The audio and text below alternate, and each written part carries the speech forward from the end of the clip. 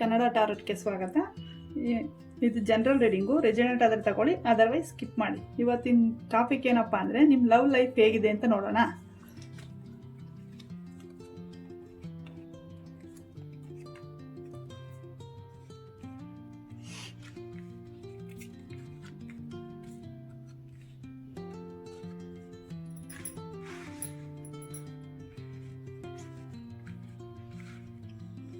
ನೀವು ತುಂಬ ಒಳ್ಳೆ ಪ್ರೀತಿ ಮಾಡಿರುವಂತೆ ನಂಬಿಕೆಯಿಂದ ಪ್ರೀತಿ ಇಟ್ಟಿದ್ದೀರ. ಅದು ಪ್ರೀತಿ ಏನಾಗುತ್ತೋ, ನಮ್ಮ ರಿಲೇಷನ್ಶಿಪ್ ಏನಾಗುತ್ತೋ ಅಂತ ತಾಳ್ಮೆಯಿಂದ ವೆಯ್ಟ್ ಮಾಡ್ತಾ ಇದ್ದೀರಾ.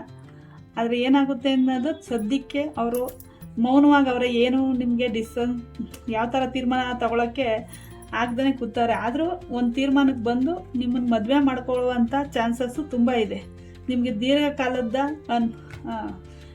ರಿಲೇಷನ್ ಮದುವೆ ಆಗದಿರೋರಾದರೆ ಮದುವೆ ಆಗುವಂಥದ್ದು, ಮದುವೆ ಆಗಿರೋರ್ಗಾದರೆ ಅಥವಾ ಏನೋ ಜಗಳ ಆಡ್ಕೊಂಡು ಒಂದೇ ಮನೇಲಿ ಇದ್ಕೊಂಡು ಡಿಸ್ಟೆನ್ಸ್ ಮೇಂಟೈನ್ ಮಾಡ್ತಾ ಇರೋವಂಥವ್ರಿಗೆ ಮತ್ತು ನೀವಿಬ್ಬರು ಸಂತೋಷವಾಗಿರುವಂಥ ಸಿಚುವೇಶನ್ ಮುಂದೆ ಪ್ರೆಸೆಂಟಾಗೆ ಬರುತ್ತೆ ಅಂತ ಹೇಳ್ಬೋದು. ಈ ಡೆತ್ ಕಾರ್ಡ್ ಬಂದಿದೆ ಏನಂದರೆ, ನಿಮ್ದು ಏನೇ ಹಳೆ ಬೇಜಾರು ನೋವು ಏನೇ ಇದ್ದರೂ ಅದು ಅಂತ್ಯ ಆಗಿ ಹೊಸದಾಗಿ ನಿಮ್ಮ ರಿಲೇಷನ್ಶಿಪ್ಪು ಆರಂಭ ಆಗುವಂಥ ಚಾನ್ಸಸ್ ಇದೆ.